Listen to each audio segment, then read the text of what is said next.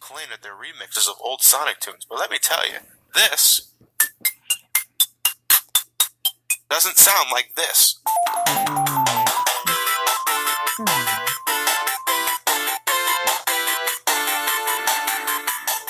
Overall, Sonic Chronicles is not the game I was hoping to be, but it's an enjoyable one altogether. The battles are good when they execute them well, the dialogue is top-notch, and I think it's only a sample of what BioWare has in store for the Hedgehog. But that's not to say they shouldn't work out the kinks, like implementing button controls and a better battle system, and for the love of all that's sacred, a better soundtrack. But with all that said, I'm Johnny of the Super Gamer Brothers. Have a good night, everybody.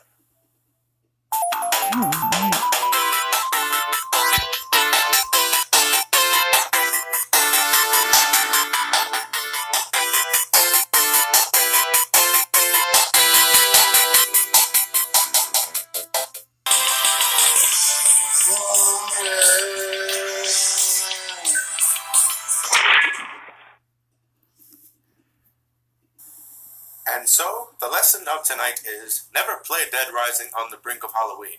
Otherwise, a horrible impersonation of Michael Myers with a Freddy Krueger glove will come and make your life a living hell. And with that, after Elliot stabbed him in the stomach with a master sword, he lived happily ever after. Or does he? Yes, he does. Yes. Happy Halloween.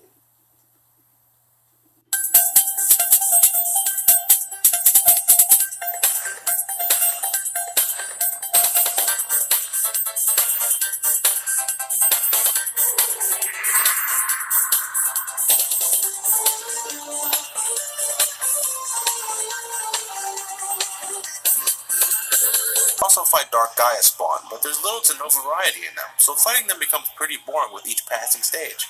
The platforming sections aren't so bad, but they can be pretty frustrating because of the view you're given in some stages. Sometimes you can't see where to jump next, and sometimes you're not sure what to jump on.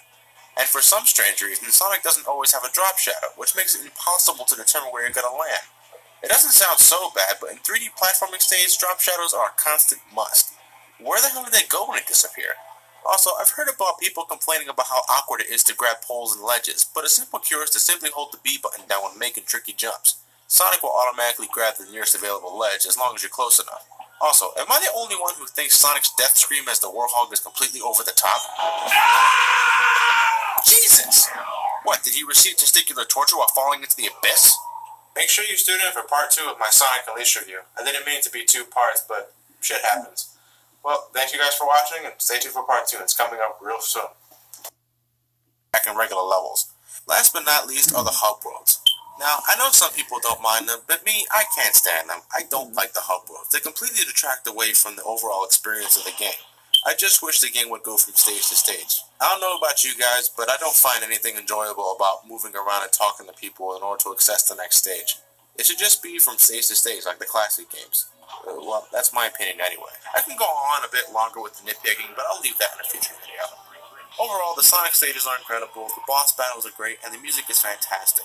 My only gripes are with the Warhog. It just seems so unnecessary, and it's a shame that you have to play with him a lot. If the game consisted of nothing but Sonic daytime stages, then this game would be my favorite 3D Sonic game by far. But that's simply not the case, and because of that, this game falls short of complete greatness.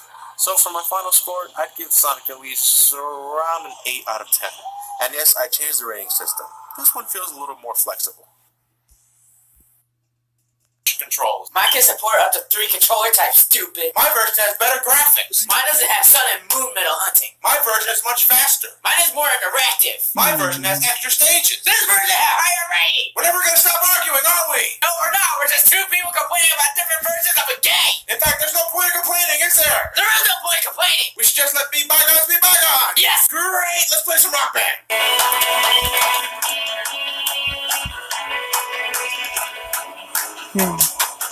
So the moral of the story is, it really doesn't matter which version you have. What matters is if you have fun with it. Whether it be for the PlayStation 2, the Nintendo Wii, the Xbox 360, or the PlayStation 3, Sonic Unleashed is still a pretty fun title. And with that, we're the Super Gamer Brothers. You guys have a good night, everybody. Thanks.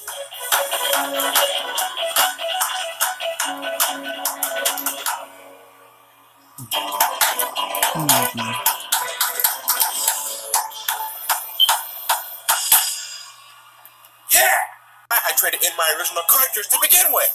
Do yourself a favor and avoid Sonic Genesis for the Game Boy Advance at all costs. It is definitely the worst port of any Sonic game ever made.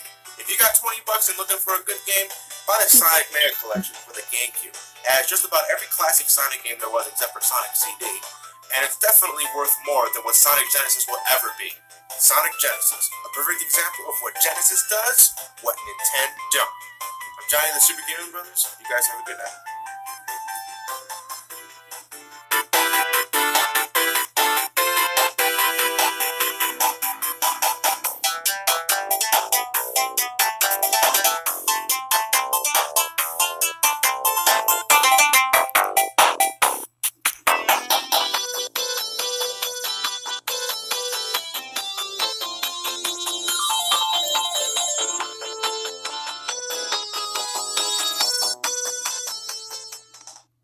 The puzzles aren't even that brain-taxing either, making me wonder why it was even put there in the first place. The game also brings back the Mercenaries minigame, where you can try to achieve a high score by killing as many enemies as you can. There are over 8 areas you can travel in with over 10 characters you can choose from. Well, actually there's only 4, because the rest are just costume swaps of the same character. Seriously, Capcom, what the hell? All in all, Resident Evil 5 is a damn good game. Though I'm going to be honest, I don't find it as enjoyable as Resident Evil 4.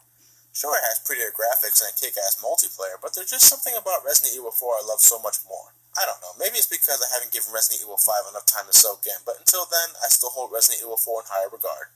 With that said, I'm going to give Resident Evil 5 around an 8.5 out of 10, and I definitely recommend it, especially with a friend.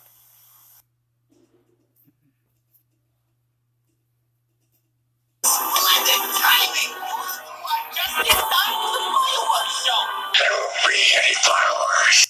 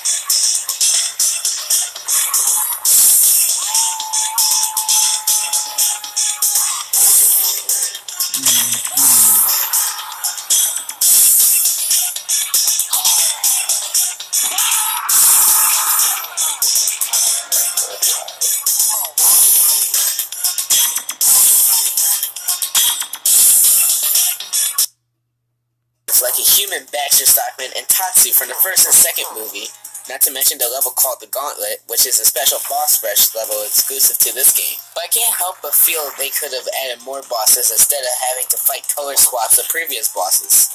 And why play Rocksteady but not Bebop? In terms of stages, Hyperstone Heist has only about half the levels from the SNES counterpart, but the levels are certainly a lot longer, which kind of makes up for it. But even with longer stages, the game is incredibly short, beatable in less than an hour, and even less time when you have a buddy to tag along with. Yeah, the SNES version is also pretty short as well. I think I forgot to mention that. Overall, both games are simply a blast to play. If you got a Super Nintendo, then do yourself a favor and get Turtles in Time. Or if you got a Genesis, get the Hyperstone Heist. Both games are very fun and well worth your time. By the way, watch the movies. We're promoting them, except the third one.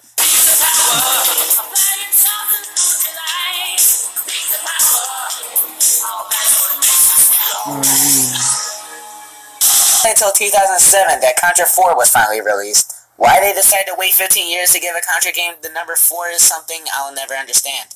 Now, because recording DS footage with a camera is never a good idea, this review will be pretty short.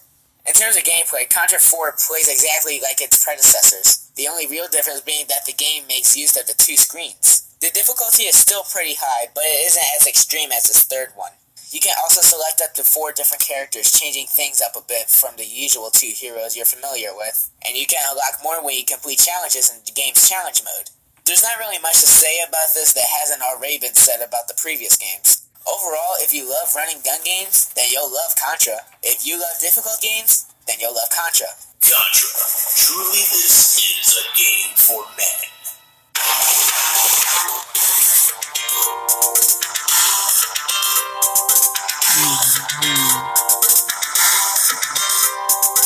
and that's always a plus in my book.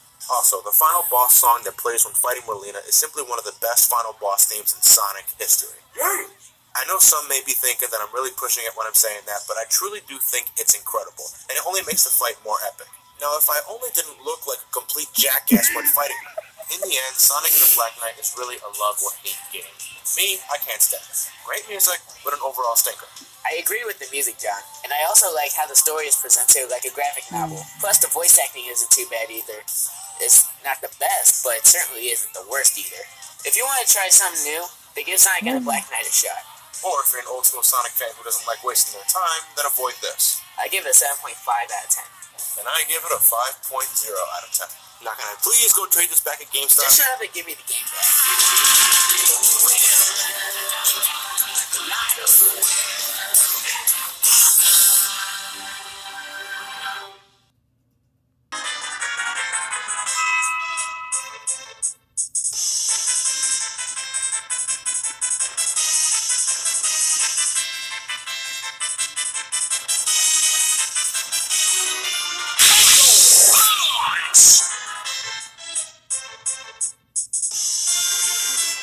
Yes!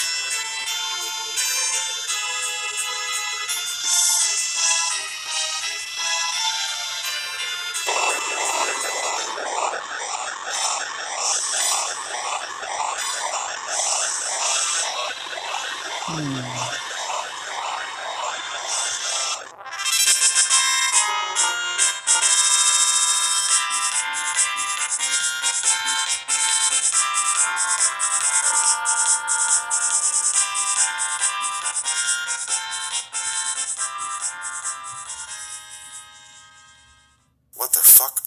But even with those minor downsides, Left 4 Dead is still a really nice game, and I'm definitely looking forward to a sequel coming out next month.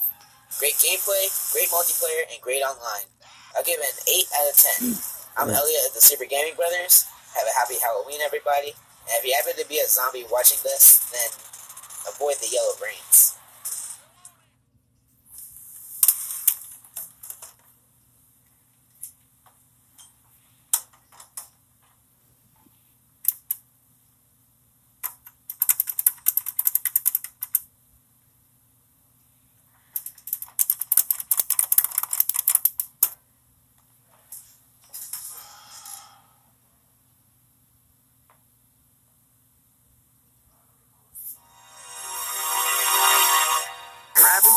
Grab you. Shields! Here!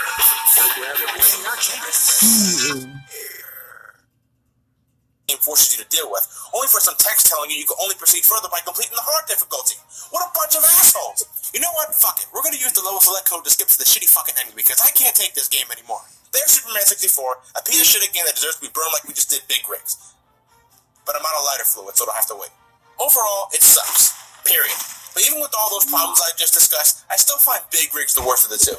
At least you have an objective in this game. Yeah, it's a horribly shitty one, but still, you have an objective. Shitty controls, shitty graphics, shitty design all equal a shitty game. I'll give it a 1.0 out of 10, but only because I can't go any lower than a 1. Wait, you know what? Fuck that. This is my review. I'll give it a negative 64 out of 10. I'm Johnny the Super Gamer Brothers. Have a happy Halloween, everybody, and stay the hell away from this game.